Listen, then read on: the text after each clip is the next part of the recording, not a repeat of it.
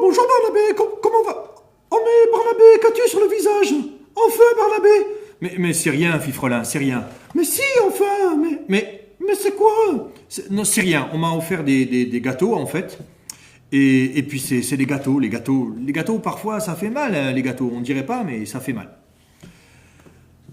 L'arme ne se cache pas toujours où l'on croit. Elle surgit au souvenir tel un diable en boîte. Et entache souvent les parfums d'autrefois, faisant que la douleur renaît de nos stigmates. Ma si jolie tendresse, tu ne sais pas comment, par de simples paroles et tes mots prononcés, tu as fait résonner ce grand déchirement qu'il me semblait si bien à moi avoir caché. Non, ne t'affuble pas de reproches et de torts.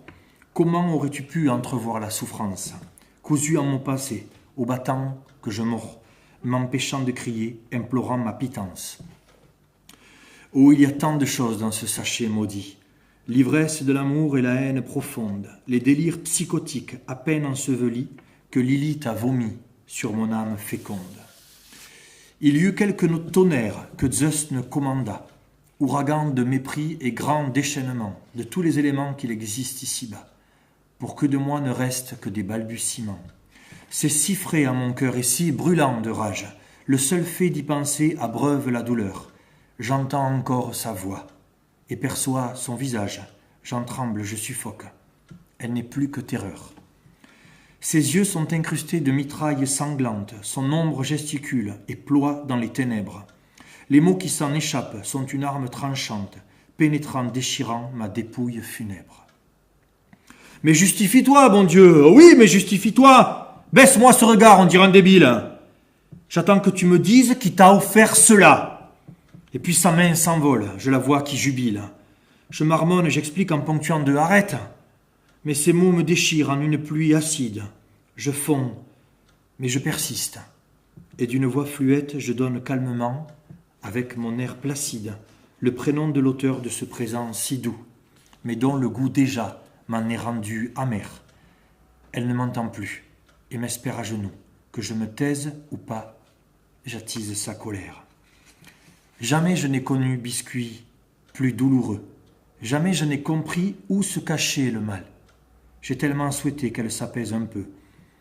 Je crains que sa colère soit d'un fond abyssal. Et pourquoi justifier ce qui ne doit pas l'être?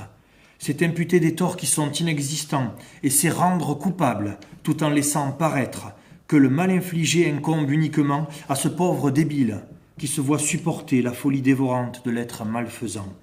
Par un excès d'altruisme, il ne peut pas lutter, se laissant piétiner le cœur obstinément. Et j'entends les « Ta gueule, t'es qu'une merde à mes yeux, et pour toi tu n'es rien ou pas même un déchet, dégage de ma vie, c'est ce que tu fais de mieux, de toute façon tu sais rien faire à part me faire chier. Reste ici, tu m'entends, je veux que tu m'expliques. Pourquoi t'as-t-on offert de si tendres biscuits? T'as dû encore lui faire un regard angélique. Pourquoi cette connasse? Toi tu as tant souri. Et prends-toi ça, grosse merde, et prends-toi ça encore. Regarde ce que j'en fais de tes gâteaux abjects. Je vais te les faire bouffer et te gaver comme un porc, pour que ça soit gravé dans ta petite tête. Je pars et me protège autant que faire se peut. De ma bouche ne sort que de pénible « Arrête !» Les biscuits écrasés sur mon visage hideux se mêlent à mes larmes et aux mains de la bête. Dans ces moments figés, en ultime sursaut, il semble que mon corps s'abandonne vraiment aux coups, comme aux insultes et aux terribles assauts, pour laisser s'envoler au-dessus du volcan mon âme et mon esprit pour qu'ils respirent enfin, laissant à l'agonie ce corps abandonné, pour qu'après la tempête, il trouve le chemin d'offrir à ma carcasse la force de continuer. Durant quelques années, je t'ai laissé jouer, je t'ai laissé percer mes oreilles de tes mots, abandonnant mon être à tes folles pensées, espérant apaiser ta souffrance et tes maux. Je te laisse aujourd'hui, sans peur et sans regret. T'abandonne lâchement à ton triste destin, parce que ton dernier souffle et à ton sort damné, c'est bien la solitude qui te tiendra la main. Tu comprends, mon amour, l'histoire de ces biscuits? C'est fou comme elle en cache de drôles de souvenirs, mais elle n'altère en rien mon goût pour les biscuits, et ma tendre souffrance pourrait s'enorgueillir. Offrez-moi, messieurs, dames, des tonnes de friandises.